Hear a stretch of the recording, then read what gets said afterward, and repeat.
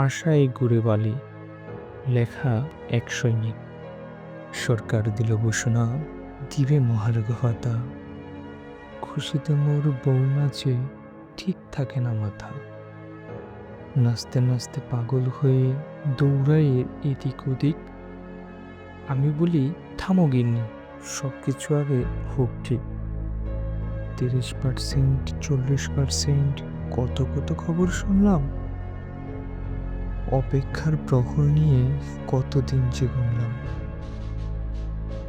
মাস শেষে বেতন দেখি, খুঁজি ভাতার টাকা।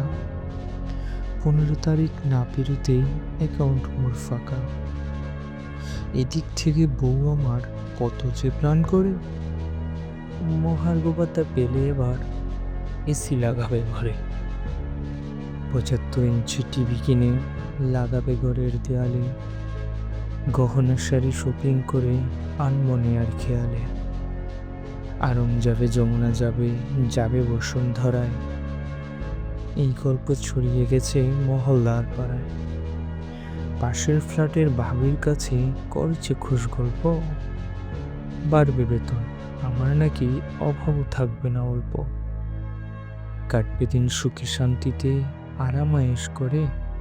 আপনার ভাই আনবে বাজার অফিস ছুটির পরে। অ্যাকাউন্ট খোলা হয়েও গেছে, জমাবে প্রতি মাসে। মহার্ঘ ভাতার টাকা বেড়ে যতটুকু আমার আসে।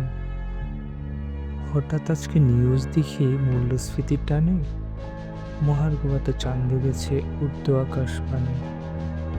এই খবর শুনেই গিন্নি তেলে বেগুনে জ্বলে হাতে একটা লাঠি নিয়ে উচ্চস্বরে বলে, গল্প দাও বড় বড়, কাজের কাজ নাই, কচুর একটা চাকরি করো, সংসার চালানো দায়। মহার্ঘ